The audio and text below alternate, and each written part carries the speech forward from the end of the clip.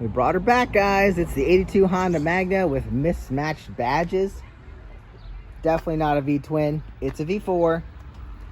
There is a V-twin 250, but I don't even think they sold it in the States. The one thing we need to do to this, it just rode half an hour just fine. Everything seems to be functioning well. So this beauty might be sold. Well, we might put it up for sale. As my dad was running up here, it blew out the baffles. He said it got louder and we lost the baffle, but he did say we still need to get these turn signals done. So I think I have some turn signals we can make work here.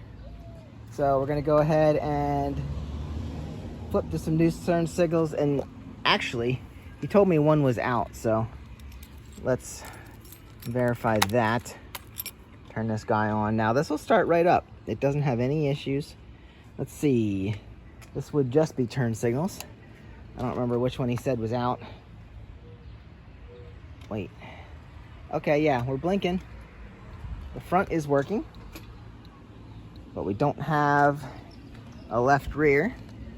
So that must be the one where we don't have. Those aren't even making a sound. Okay, well, we do have a right rear, so that's good. All right, well, let's check this one. See, guys? Still have the actual good turn signal up here and the secondary one. It's just what we got. So this bike, ready to fire up. I can even hear the fuel pump trying to turn. Let's go see what I have for turn signals. The reason I needed to find specific ones is because this goes through this bracket rather than just through a smaller, like the fender. And I am prepared. It goes through the whole thing, I believe. Let me check here.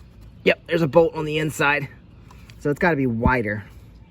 Whereas normally, you're just going to have through the fender or something. But I was ready to drill a hole in the fender if I need to. But let's get these turn signals switched up. And like I said, we'll have this one for sale. We'll have this Sabre for sale. And we'll see which one sells first. If they don't sell, we're not going to be too upset because this guy's fun to ride. All right, first thing to do this, we're going to go in. And there's a 14 millimeter nut. So we're going to go under here and just loosen that up. This mounts the fender to the back bracket here. So it's not actually going to affect the turn signal other than the fact that the turn signal is mounted to what used to be the turn signal. But the wiring has been pulled out here and run up through here. So at this point, we are just taking off the 14 millimeter nut. And then this will come free. As you can see, this has been routed and taped to that to keep it in place. So there's our screw. You can see here is what we're dealing with. This is actually what's inside there. Just, this one's a little broken. I don't know if we're gonna use this one or not, but. So, got that out. Now I have to disconnect this wiring. I will untape what's here and see how this is connected. Well, these are wrapped in electrical tape, and then someone used some, looks like fuel line, rubber hose here to go over more electrical tape. And that's probably where a connection is. And then this sucker should just pull off from right here. This connection was actually soldered together because they used aftermarket turn signals. So I'll just have to cut this off. And that means we probably won't have, I can't make a factory connection most likely to our turn signal. Unless this is, let's see. Yeah, maybe I can. If I have all the extra wiring, it should just plug into there. So maybe we can go back to factory here. But I might have to run it in under the fender as it originally was. Or maybe I can do this. We'll see in a second. Now here it shows, plugged it into the factory connectors. And this light bulb on the generic one might just be burned out because here we are working. So it's a good sign. It's a very good sign. And I ripped off this side too. And here are the connectors for that. What you end up having, as I said, is a spot for your bolt to mount the fender and your spot for your wiring. So it looks like these would be the ones to go with. Nope, that's not the one. Something like this, because this bolts into the fender and this one goes through other spot. So hopefully we can make these work. Yeah, guess I should check this, make sure this works quick. There it is. So left and right work, we just have to mount them up. I wondered if we'd have this problem. So this stud here, this bolt is not long enough to fit through the entire bracket and the fender. So I either have to do something different to use these or find other turn signals. That's disappointing. I wish they would bolt right up. But typically you're going into like a bracket. You can see that. Typically you're not going the whole way through the fender and the brace. I wonder if I have some on a shadow. Because look, you can see on this 83 shadow, this only goes through the bracket. So that might be shorter too. That doesn't even go into the fender. So I need to find a specific one. So hopefully I can do that. Let's start looking. All right, so I found these that might actually work. They have a little bit longer stem bolt on the end, but now I gotta squish this. It's not designed for this one, but obviously they're probably for 87, 88, it looks like. Super Magna maybe, or maybe mid 80s Magnas. But as you can see, it's not fitting through that. But the wiring hole here isn't working. So I wonder if I can grab a vice grips and just pinch that down a little bit so I can get it to fit through here. And then hopefully this one is long enough after all that work. So we're gonna try it. Let me show you. See, this is definitely a longer bolt. So hopefully that goes through. I don't just squish this for nothing. So I'm gonna try and get, like I said, squish it down with a vice grip, make it work. Well, my squish factor worked. I was able to just squish this down enough to get it through with the vice grips. But unfortunately, even right here, like I only have a little bit to go. It is only just now getting to where it's starting to push through the fender.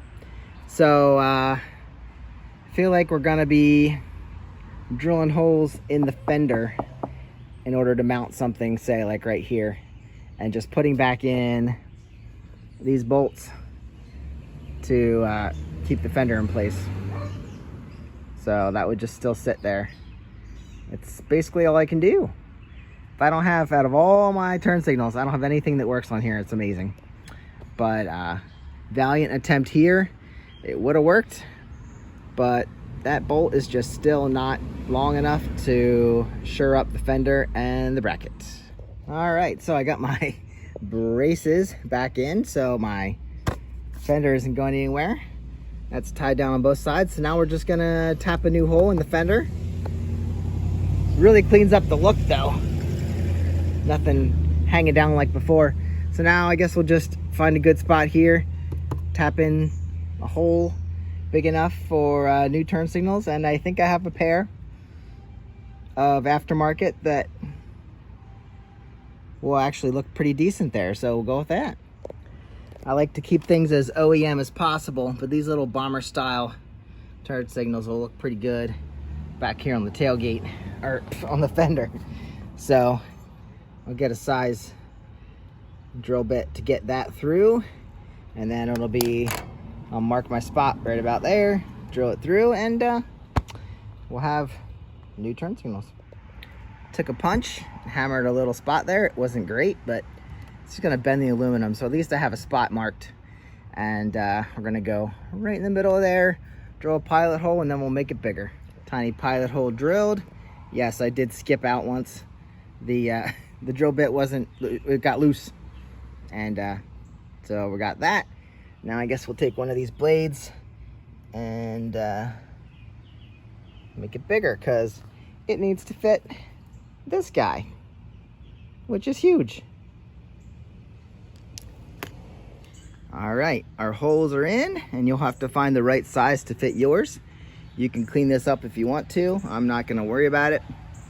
And when I install these cheap turn signals, there's a hole in the bottom of this one, I guess to let water out or moisture out. So we're gonna, I guess, install this one, even though there's a slot, at least. Let's see, is this one the opposite? No, they have the same hole. Oh man, they have the same hole. So no matter how yeah, these are exactly alike.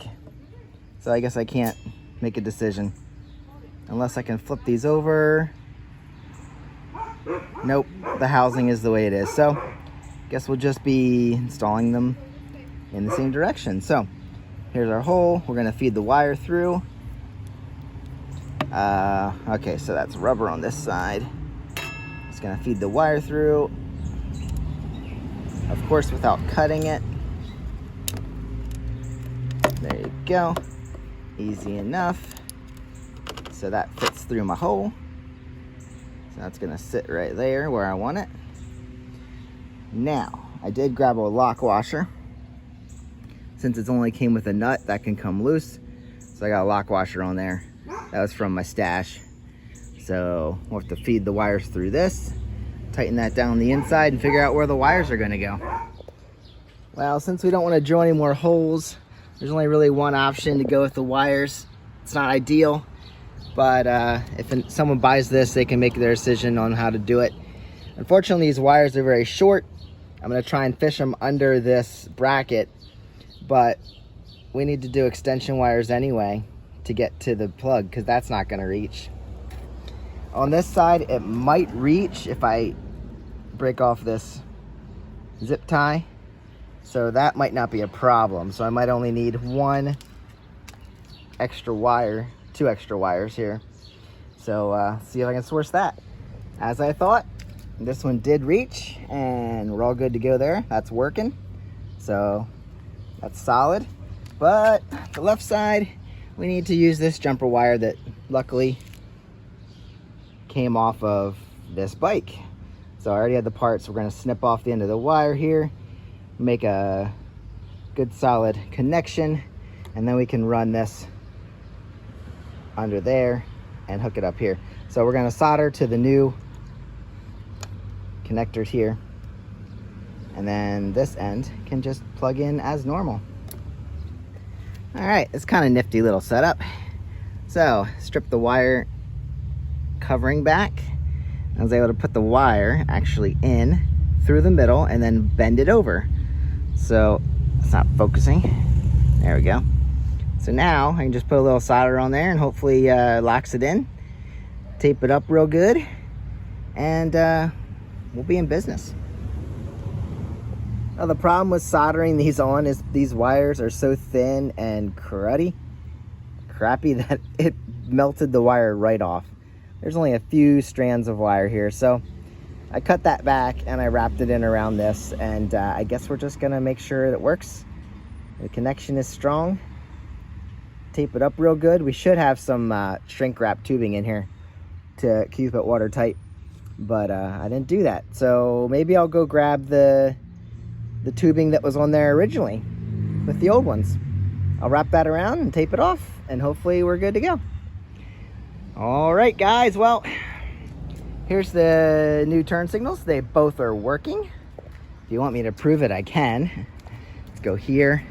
It's bright and sunny out here, but all right, left turn. Left turn is blinky. I wish it was a little brighter, but I guess that's what I get for putting on cheap turn signals. We did end up going in here, and unfortunately, I noticed this while I was in here, so hopefully this is still charging. And so I just zip tied all that up in there, and I zip tied to the frame here where it's not pinching. I was gonna try and jam it up through, but I don't want it to rubble in the wires. So like I said, wasn't really the best way to do it, but that's the only way I'm doing it today. Got a little bit of wires running up through there. Let's check the right. Check the right. There's our turn signal. It's really not bright enough for me. I don't love that. So maybe we'll do something else, but for now, at least we have it, right? And I don't know. Someone else can do what they want with this bike if they buy it. So that's putting on some cheap new turn signals, and hopefully they're bright enough to see. It's not perfect, but it's gonna work for now. See you guys on the next one. Oh, you want to start it up? Here, let me start it up for you. Choke's not even on. Let's see what it does. Who needs choke?